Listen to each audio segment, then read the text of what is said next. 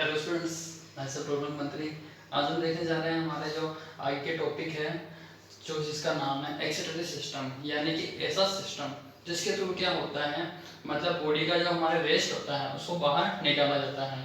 तो ऐसा सिस्टम जिसके थ्रू मतलब हमारे बॉडी के जो वेस्ट मटेरियल है उसको बाहर निकाला जा रहा है उसको क्या बोलते हैं, एक्सक्रीटरी सिस्टम। ठीक है, तो अपन शुरू करते हैं इसके। देखें, एक्सक्रीटरी सिस्टम, अब ये शरीर से जो वेस्ट मटेरियल को है इकट्ठा करने और बाहर निकालने का जो मेन काम है कौन करती है अपनी बॉडी की, किडनी। ठीक है ना, तो kidney plays an important role, यानी कि इस पूरी प्रोसेस में किडनी एक महत्वपूर्ण भूमिका निभाती है। ठीक है, nitrogenous waste are three types. Nitrogenous जो वेस्ट होते हैं वो तीन टाइप के होते हैं। अब तीन टाइप कौन कौन से हैं उनके नाम देखें, ammonia, urea and uric acid. ठीक है, अमोनिया किस में होता है, यूरिक एसिड किस में होता है, यूरिया किस में होता है, उसको देखते हैं। Ammonia in fishes, aquatic insects and amphibians, यानी कि जो जलीय जीव जंतु होते हैं ना उनमें ज्यादातर अमोनिया के रूप में जो वेस्ट मटेरियल होता है शरीर से निकाला जाता है। ठीक है, वेस्ट मटेरियल शरीर से बाहर निकालने का काम अमोनिया के रूप में जो होते हैं वो कौन करते हैं, फिशेज, मछलियां हो गई या जलीय जीव जंतु हो गए, जलीय कीड़े मकोड़े होते हैं वो। ठीक है, फिर आता है अपने पास यूरिया। इन ममल्स एंड फिश, यानी कि जो फिश है जिसमें कौन सी समुद्री मछलियां जो होती है ना वो क्या करती हैं यूरिया के रूप में, और जो ममल्स होते हैं वो यूरिया के रूप में वेस्ट को बाहर निकालते हैं। ठीक है, इसके बाद नेक्स्ट आ रहा है अपने पास uric acid.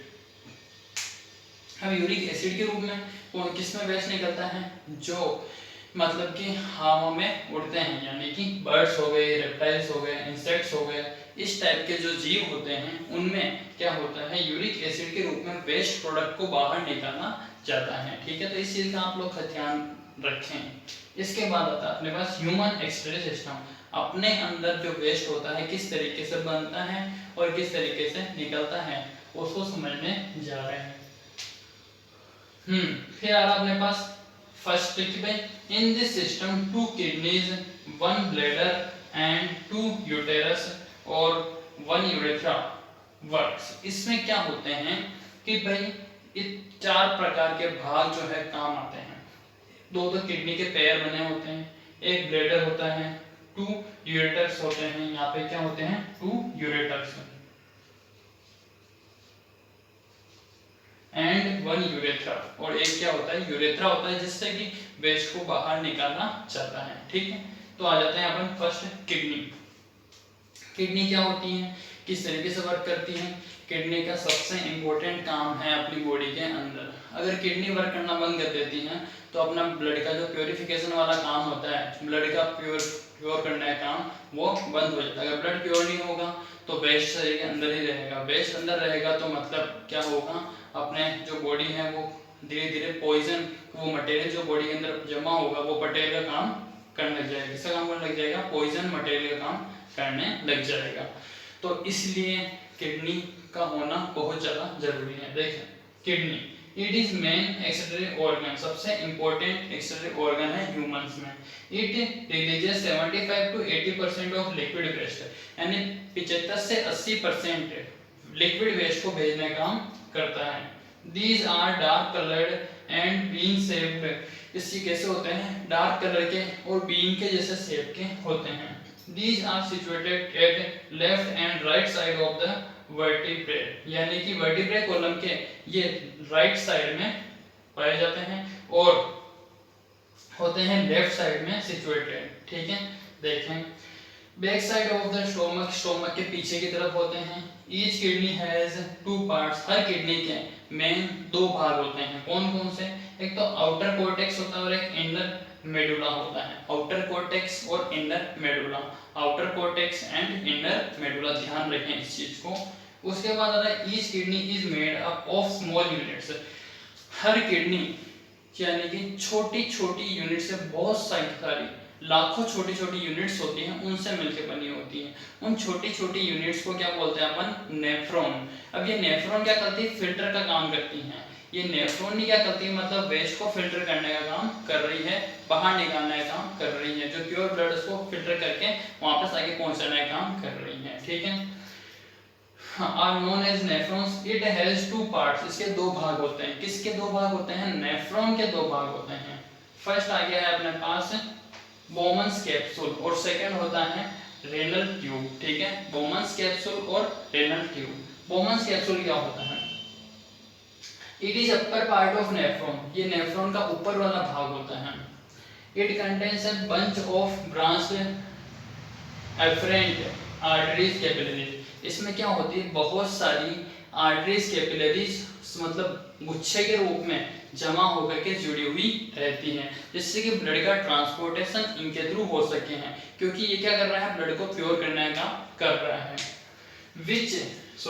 these bunches are called glomerulus, यानी इस bunches यानी इस समूह को क्या बोलते हैं अपन? glomerulus।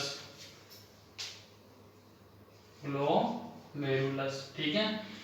फिर आ रहा है विच ब्रिंग इम्प्योर ब्लड, जो क्या करता है? इम्प्योर ब्लड को लाता है किसमें? Mixed with waste material. और मिक्स किसके साथ करता है उसको? वेस्ट मटेरियल के साथ। मतलब क्या है? जो वेस्ट मटेरियल मिक्स है उस ब्लड को ला रहा है कहाँ पे? इन बोमन्स कैप्सूल में, and connect to renal artery. फिर इसको कनेक्ट करता है रेनल आर्टरी से। एंड सेकंड एंड इज, इसका दूसरा भाग जो होता है वो कनेक्ट होता है रेनल ट्यूब से। Connect with veins take purify blood, यानी कि वेन जो होती है उसको ही बोलते हैं रेनल ट्यूब यहाँ पे। वो रेनल ट्यूब से कनेक्ट होकर के जो प्योर ब्लड को आगे पहुंच जाता है। ठीक है ना। फिर आ रहा है अपने पास रेनल ट्यूब। अब ये रेनल ट्यूब क्या होती है? इसका नीचे वाला जो भाग होता है ना नेफ्रॉन का, उसको बोलते हैं renal tube. It is lower part of Bowman's capsule. Bowman's capsule का जो नीचे वाला भाग है उसको बोल रहे हैं रेनल ट्यूब।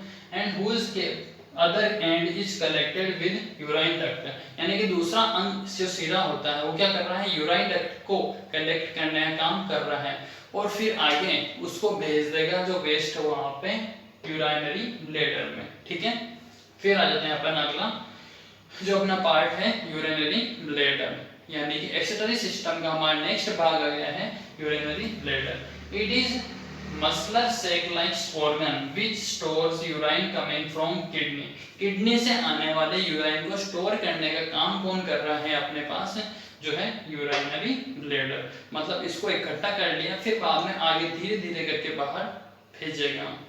फिर आ रहा है अपने पास it is present in the pelvic region. ये पेल्विक रीजन में पाया जाता है, just above and behind the pubic bone.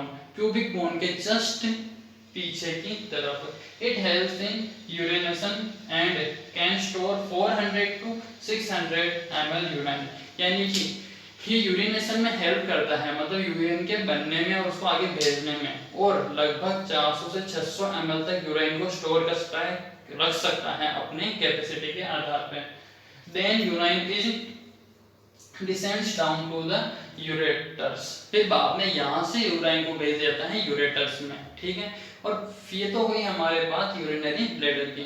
Ureters में ब्लड मतलब जो अपना वेस्ट है यानी यूराइन है, पहुंचने के बाद फिर आगे किस तरीके से वर्क करता है उसको हम आने वाली हमारी आगे की क्लास में डिस्कस करेंगे।